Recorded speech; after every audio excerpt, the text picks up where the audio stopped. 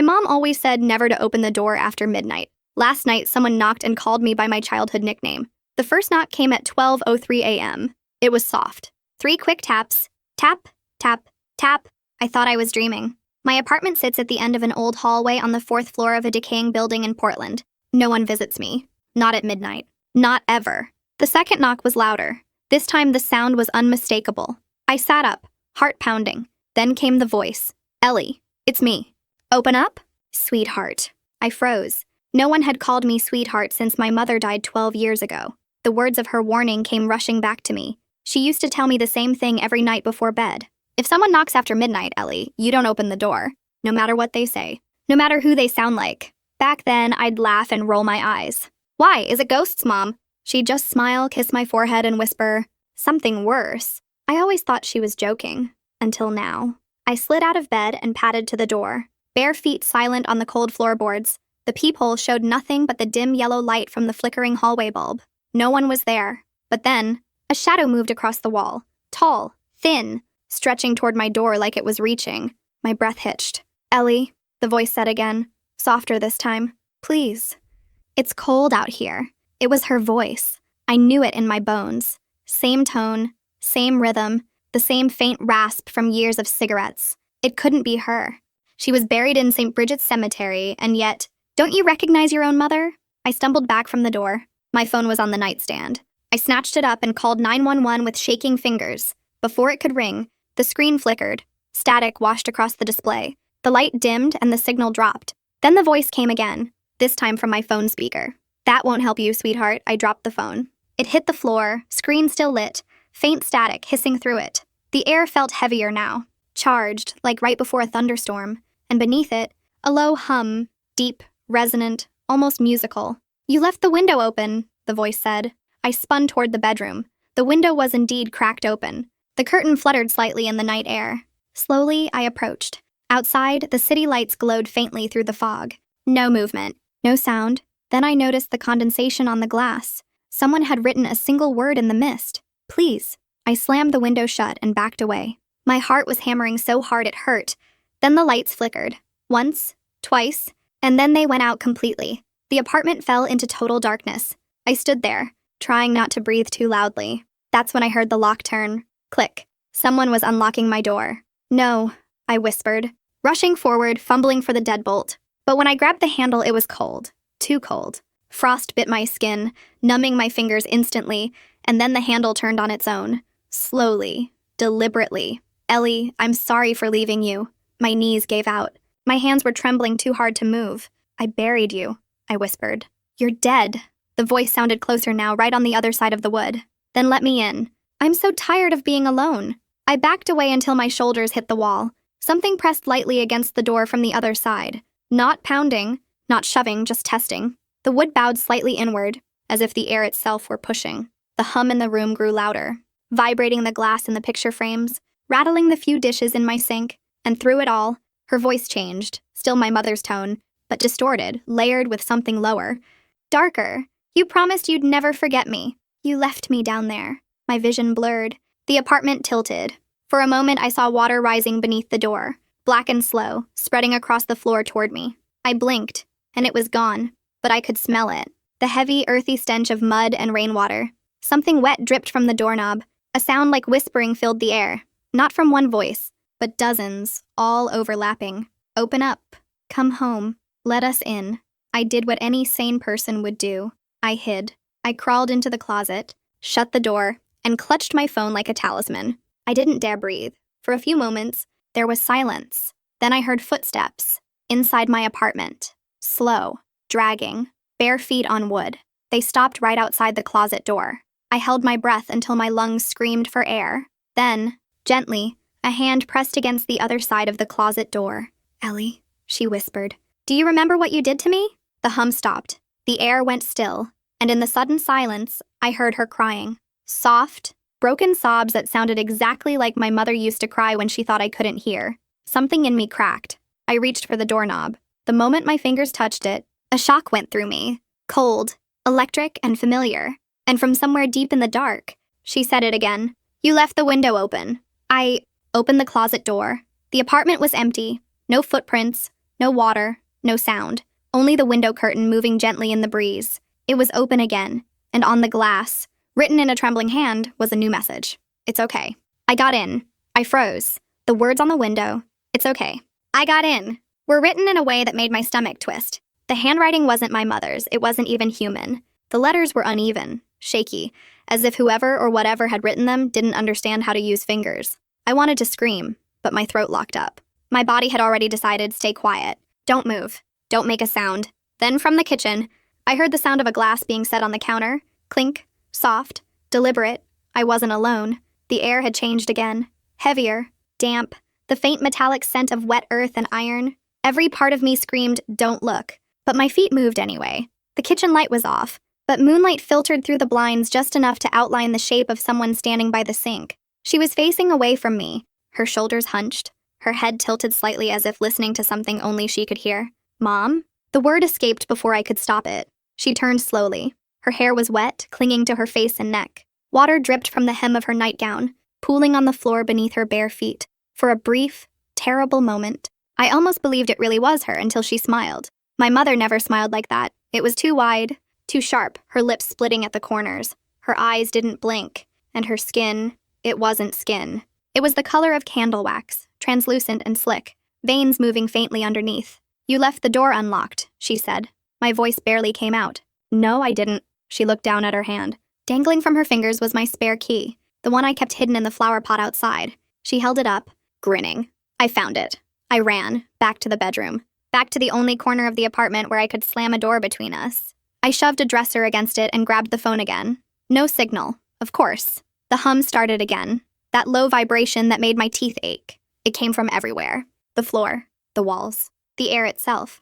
I clutched the phone to my chest and whispered, "This isn't real." But something whispered back, "Then why can I hear you breathing?" The doorknob twisted once, then again. A soft knock. Tap, tap, tap. I pressed my back against the dresser. "Mom, please," I whispered. "If you're out there, stop." The voice changed. Lower, rougher.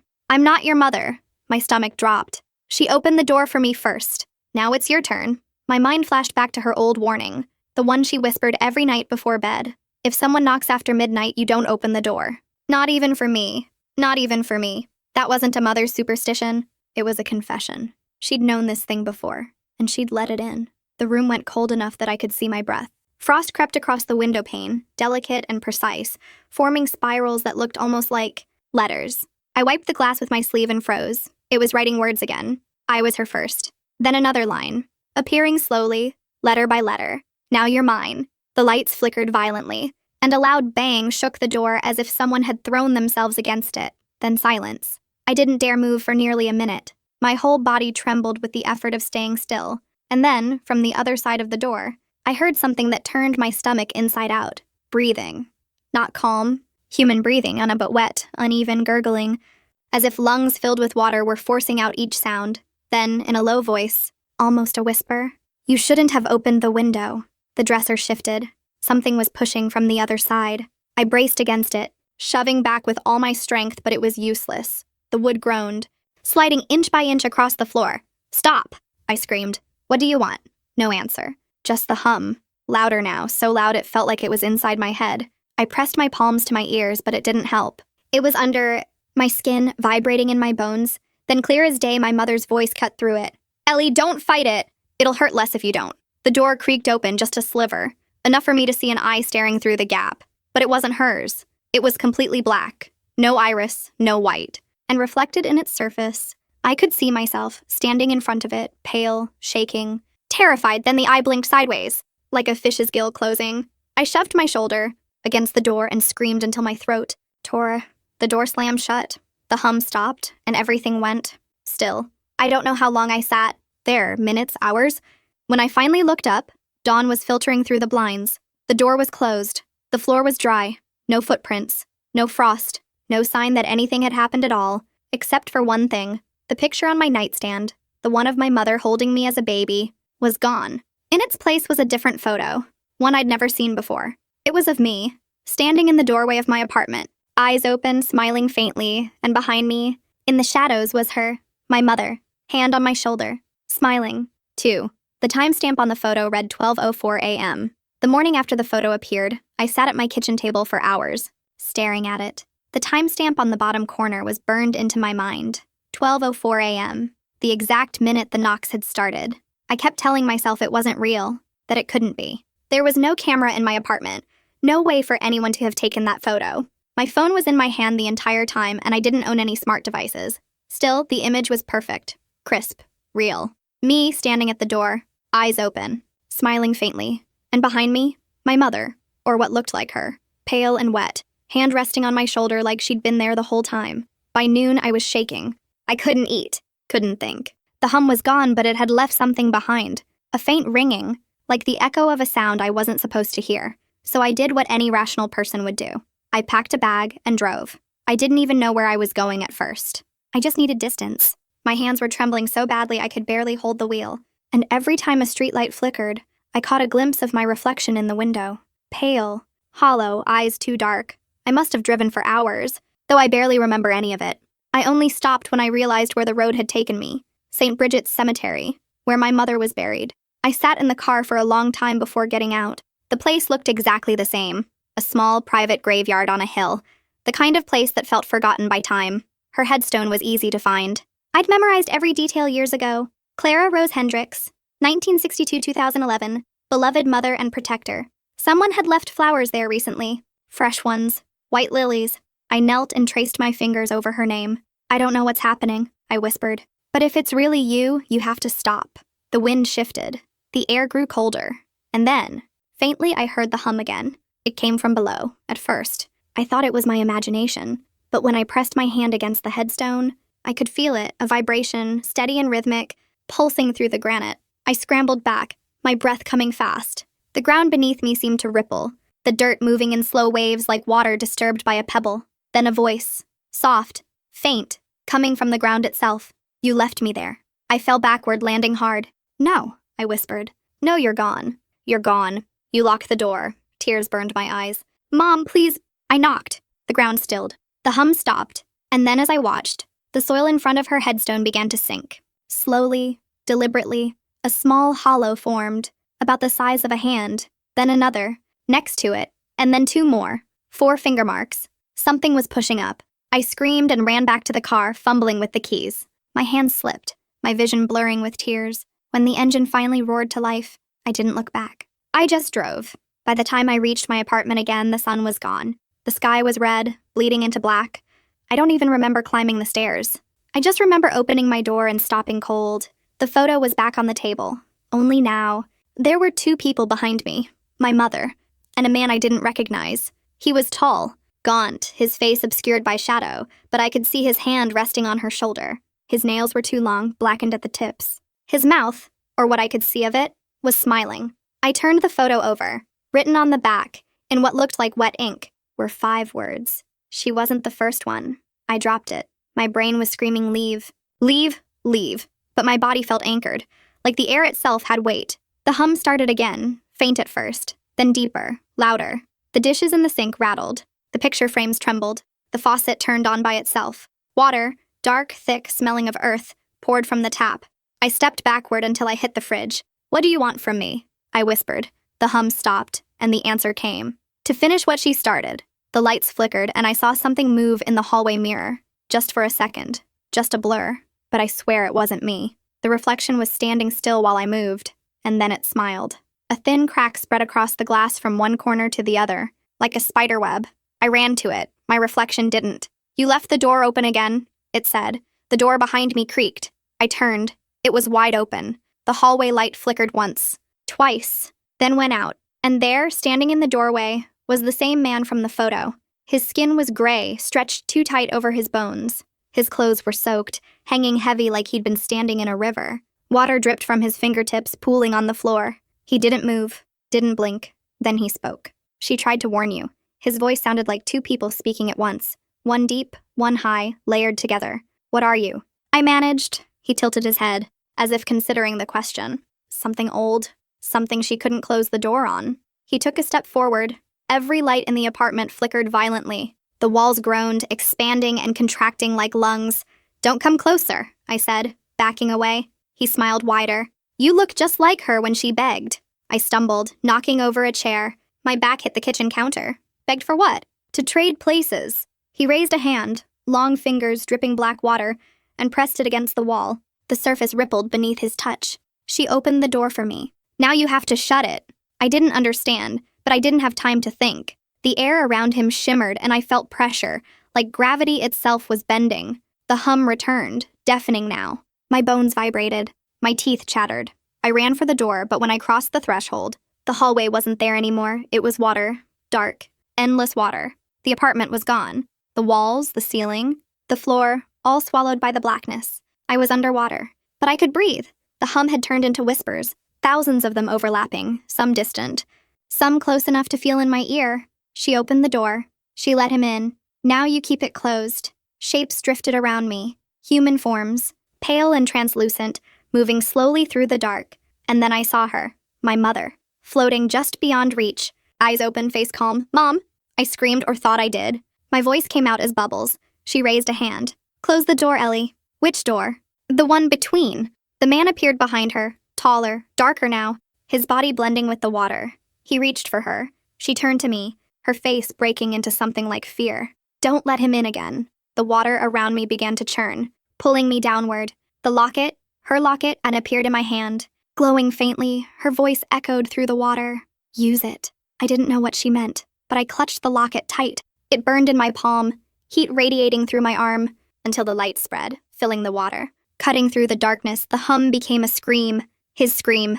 The water convulsed, twisting, folding in on itself, and then everything went still. I woke up on the floor again, coughing, gasping for air.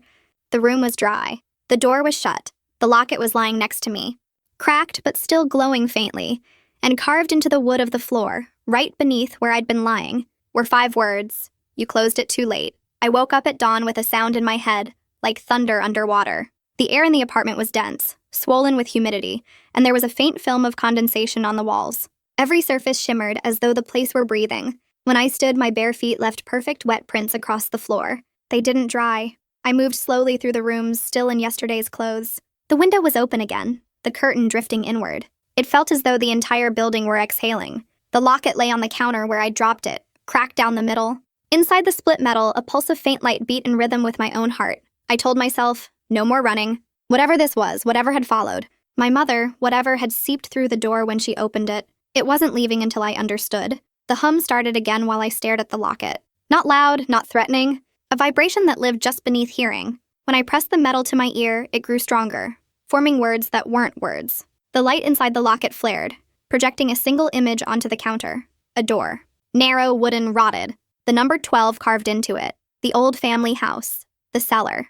I remembered that door. When I was little, Mom had always locked it at night. She said it led to the old storm shelter, but she never let me go down there. Once, I'd found her kneeling in front of it, whispering under her breath. I'd thought she was praying. Now I wasn't so sure. I drove the 2 hours back to that house. The road through the woods had half vanished under moss and fallen branches. The front porch sagged. The paint curled off in strips. When I stepped inside, the smell hit me first. Earth, mildew, the faint sweetness of rot. Everything was just as we'd left it after the funeral. The cellar door waited in the kitchen floor, flush with the boards. The number 12 was still carved into it, the edges worn smooth from years of hands touching it. I knelt. The old iron latch was rusted, but it lifted easily when I tried it. The hum grew louder. The steps below were damp, the air thick and cool. My phone's flashlight barely cut through the dark. At the bottom, water glistened on the concrete floor in thin ripples that moved although no air stirred.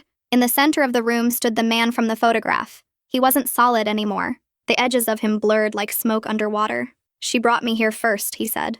His voice filled the room. She made a deal. I offered peace. She offered the door. What are you?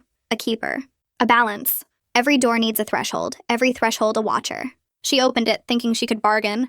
But the door does not close for the one who opens it. The air around him shimmered, and images burst through. Flashes of my mother younger, laughing, then terrified, whispering prayers, drawing symbols in chalk on the cellar walls. I saw myself as a child on the stairs, watching. I'd forgotten that memory. You saw, he said. You learned the words. That is why it followed you.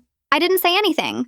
Not out loud. The hum rose until it became a physical pressure in my chest. The water at my feet thickened, rising around my ankles. From the far corner of the room came movement. My mother's shape wavered into being, transparent, faintly glowing. Ellie, she whispered. You can't close it. Not from this side. Tears blurred my vision. Then how? She pointed at the locket. It's still open because it's mine. Break it. The man, no, the thing, laughed. She won't. She's afraid to forget you. The water reached my knees, swirling with shadows that brushed against my skin. Do it, Ellie, Mom pleaded.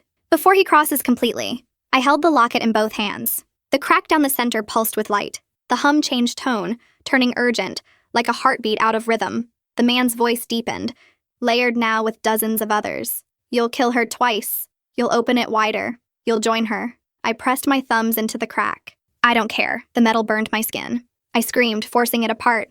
For a moment there was silence. Then light burst through the room, white and blinding. The water around me evaporated in a rush of heat. The man screamed, his form fracturing into 1,000 ripples before vanishing. The cellar shook. Dust and plaster fell from the ceiling. When it was over, only the faint echo of my mother's voice remained. Thank you, sweetheart. I woke up hours later in the same spot. The locket melted into ash between my palms. The cellar was dry, the air still. When I climbed the stairs, morning light poured through the kitchen window. For the first time in weeks, the hum was gone. I drove home in silence, windows down, breathing air that finally smelled clean. I thought it was over. That night, just after midnight, someone knocked. Tap, tap, tap. The sound was soft, almost gentle. Every muscle in my body locked. Then a voice, warm, familiar, exactly like I remembered. It's me. You can open the door now. My hands shook. Mom? It's safe now, sweetheart. I pressed my forehead against the door, tears sliding down my face. I closed it. I whispered, I did what you said. There was a pause, then very softly, I know. Now you can let me out. I froze. Let her out? The words twisted in my mind like a knife. She'd said, you can't close it from this side, which meant she was on the other side. I backed away from the door, heart pounding. Please, Ellie, it's cold here. The voice trembled. The doorknob turned once, twice. You promised you wouldn't forget me. Something thudded softly against the other side of the door. Then another. Fists knocking harder now. Open up, sweetheart. I covered my ears. You're not her. The pounding stopped, silence. Then from the window behind me, whispered right against the glass, then who am I? The window burst inward, shards sprang across the room. The lights flickered and went out. When I turned around, she was standing there, dripping, pale, eyes too dark. Not my mother, something wearing her shape. She smiled, stepping closer. You closed it from the wrong side. I stumbled back until my shoulders hit the wall. The air turned icy. My breath came out in clouds. What do you want? I whispered. To keep the door open. Her face rippled, features shifting, my mother's smile turning into mine. Now, I'll use yours. I lunged for the kitchen, grabbed the first thing I could, a knife, a piece of glass. I don't even remember and held it out. Stay away from me. She tilted her head, amused. You can't kill what's already been traded. She took another step. You're the door now. The hum returned, shaking the walls, the floor, the air. My vision blurred. The room folded around itself, edges twisting like a reflection in water. For a heartbeat, I saw both worlds at once, the apartment and the cellar overlapping. My reflection on every surface watching from a distance. Her voice was everywhere. You closed one door?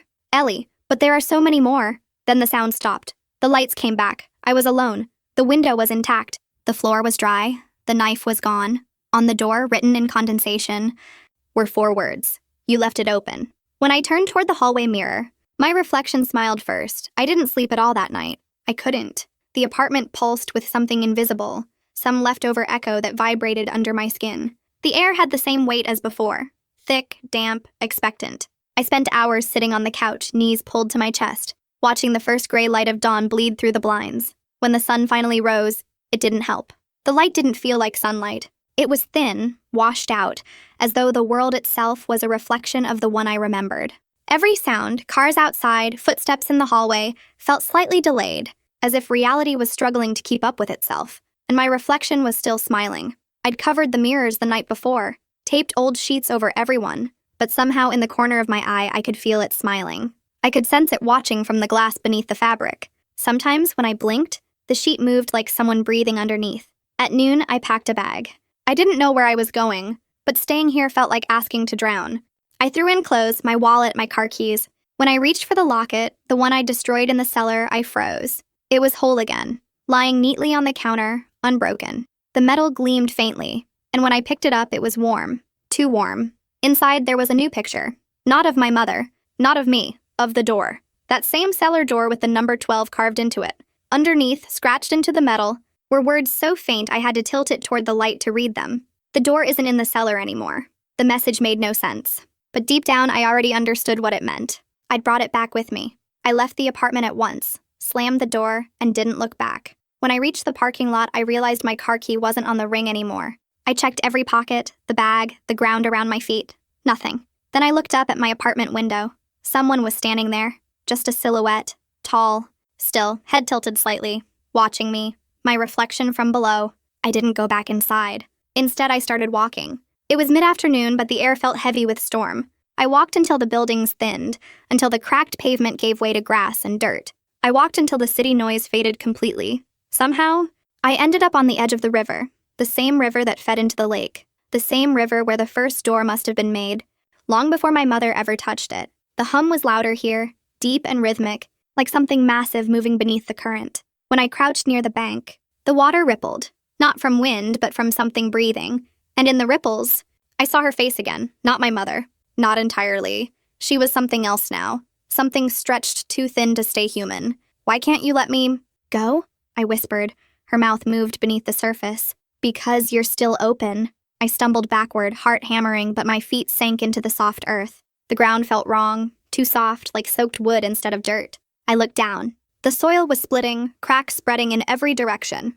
From one of those cracks, a thin stream of water began to rise, winding upward like smoke. And within that water, faintly glowing, was the outline of a door, the same one from the locket. Number 12. It wasn't possible. I'd destroyed it. But there it was, rising out of the ground, its frame shimmering with the same watery distortion that had haunted me since that first night. The handle turned slowly on its own. Every instinct screamed run, but I couldn't move. When the door creaked open, light spilled out, not bright, not golden. It was the same blue-white glow that lives at the bottom of deep water. And behind that light, shadows moved. Hundreds of them.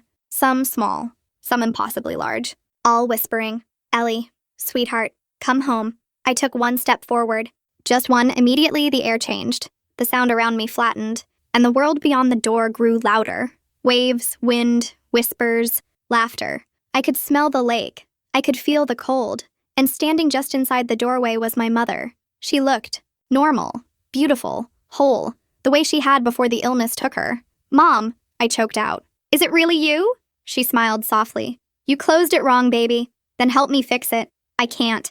Only the door can." "What does that mean?" "Step through." The moment she said it, I felt the pull again, the same invisible current that had dragged me under the first time. I shook my head, backing away. "If I go in, I won't come back." Her smile didn't falter. "You already didn't." The air around the door rippled like water. I could see other shapes now, behind her, just out of focus. Faces half-formed, eyes open, waiting. "Every door needs a threshold," she said softly. "You're mine." The water surged forward, wrapping around my ankles, my legs, climbing higher. I screamed and grabbed the nearest tree trunk, digging my nails into the bark. The pull was relentless. "Please," I begged. "Please, Mom, stop." For a heartbeat, her expression changed, sadness, guilt, something almost human. Then she whispered, "One goes down," and the water swallowed me whole. The world went silent. No sound, no air, no light, only the hum. But it wasn't just one hum anymore. It was thousands. A chorus of voices blending together into something that almost sounded like breathing. When the light returned, I was back in my apartment, dry alone. Everything looked exactly as I'd left it, except the door. Not the one to the hallway, the one to the cellar. It stood in the middle of my living room, its frame dripping with lake water, the number 12 carved deep into the wood. The handle turned slowly, even though no one was there. And then, through the crack, I saw myself, standing on the other side, smiling. I spoke first. "It's okay. You're safe now." "Who are you?" I whispered. "The one who stayed." She reached through the opening, hand outstretched. "Come home." "Ellie, it's warm here." I wanted to scream, to run. But my body didn't listen. The hum grew louder, the air thicker, until I realized it wasn't coming from the walls anymore. It was coming from me. The reflection, my other self, pressed her hand against mine through the door. Our skin met. The water turned to light, and then she whispered one last thing. "You left the window open again." The door swung wide, light flooding the room. I saw everything in that moment. The cellar, the lake, my mother's face, all of it looping endlessly, repeating. The door never closes, it just changes who's standing in front of it. The light faded. When my vision cleared, I was standing in the doorway, Looking at my apartment from the other side, it was dark, quiet, and sitting on the couch, fast asleep, was me. The locket glowed faintly in her hand. I reached out to touch the glass of the door, but it didn't yield. The surface was solid, trapping me inside. Somewhere beyond the glass, a knock echoed softly, tap, tap, tap, then a voice. Ellie, it's me. Open up, sweetheart. The knocking didn't stop. It came in sets of 3, soft, rhythmic, too calm to be random, tap, tap, tap each time. The sound echoed through the water-thick air like it was inside my head instead of outside the door. I wasn't breathing anymore. I didn't need to. The air here didn't move. It wasn't even air. It was something heavier, like standing inside a memory that had hardened into fog. The voice on the other side came again. Ellie, it's okay. You can open it now, my mother's voice. But now I could hear the other layers beneath it, the low, wet growl of the thing that had used her words for years. You closed the wrong door. I backed away, my hand still pressed against the surface. It wasn't wood anymore. It wasn't glass. It was water pretending to be solid, shimmering faintly, cold enough to burn. Through it, I could still see my apartment, my body, sitting on the couch, head bowed, locket glowing faintly in my hand, the version of me that had replaced me, the one who'd been smiling. When the knocking stopped, the hum began again, low, steady, and deep enough to rattle my bones. But this time it wasn't coming from the door. It was coming from beneath my feet. I looked down. The ground under me rippled, waves spreading outward from where I stood. Something enormous moved below the surface, too big to see all at once. It wasn't a shape. It was a pattern, a rhythm, like the heartbeat of the lake. And from deep below, a whisper reached me. You're not the first. Then another. She wasn't the last. The door behind me pulsed once, like it was breathing. Light leaked through the cracks, blue, endless, trembling. When I turned, my mother was standing there again, or what was left of her. Half her face was human. The other half was fluid, constantly shifting, mouths and eyes forming and vanishing like reflections in moving water. Why did you follow me? I whispered. She smiled. Because you still belong here. I closed it, I said. I did what you asked. Her smile widened, and opened 100 others. She stepped forward. The light from her body cast ripples across the walls, and for a second, I saw shapes moving inside them. Other people, other versions, all whispering the same thing. Open the door. Come home. It's cold outside. I ran. I didn't know where I was going, because there was no floor anymore, just shallow water stretching in every direction. Every step I took sent ripples racing outward, and in each ripple, I saw moments of my life, reflections of me at every age, me at 5, crying in my mother's arms, me at 12, watching her whisper to the cellar door, me at 28, standing frozen while something knocked from the other side, and every version of me turned their head at once and whispered in unison. You never closed it. Something was pulling at me again, gentle at first, then harder. I looked down. Hands, hundreds of them, pale, gray, reaching from beneath the surface, clutching at my ankles. Some small like children's, some huge and skeletal, all dripping with black water. They weren't trying to hurt me. They were holding me in place. Please, I begged. Just let me go. You asked for this, the voices said. You wanted to understand. The water around me rose, thick and cold, past my knees, my chest, my throat. When it reached my chin, I stopped struggling. If I was meant to drown, so be it. I'd been drowning in this thing my whole life anyway. I let go. The water swallowed me. And the instant I stopped fighting, everything changed. The cold turned warm. The darkness turned to light. And for the first time, I could see it all clearly. The lake, the cellar, the door. They weren't separate places. They were the same thing. Layers of one vast body, pulsing beneath every home that ever tried to keep it out. Every door that ever existed was just another mouth. Every knock was another call. And every sweetheart it whispered was another invitation. The light ahead of me split into 2 paths. On one side, my mother. On the other, my apartment door, faintly glowing, waiting. Choose, the voices said. Stay or replace. If I went to her, I'd be part of this forever. I'd be one of the whispers that haunted the next poor soul who opened their window. If I went through the door, I'd be free, but something else would take my place. The hum deepened. My mother's voice echoed softly. Someone always has to stay. Ellie. I reached for the door. The moment my fingers touched the handle, pain ripped through my chest. It wasn't like drowning. It was like being torn apart. Like every atom in me was being split between 2 worlds. The water screamed. The light flared. And suddenly, I was standing in my apartment again, breathing, alive. The floor was dry. The locket was gone. It was over, or at least that's what I told myself. 3 days passed. I didn't leave the apartment. I barely ate, but the humming never stopped. It was quiet now, faint enough that most people wouldn't notice. But I did. It was coming from the walls, from the pipes, from the water, and at night I could hear soft, steady tapping coming from inside the bathroom sink. Tap. Tap, tap, always 3 knocks. Last night I took a mirror off the wall and smashed it. I thought maybe destroying the reflections would help. It didn't. When I looked at the shards, I didn't see my face. I saw hers, my mother's, smiling. Someone always has to stay. Now it's almost midnight again. The air feels heavy. The lights dimmer than usual. I can already hear footsteps in the hallway. Slow and wet. Whoever or whatever is out there has stopped knocking. This time, it's waiting for me to open the door. I should run. I should hide. But I can't move. My body isn't listening. My hand is already on the handle. The hum builds in my ears until it sounds like breathing. I turn the knob. The door opens onto darkness.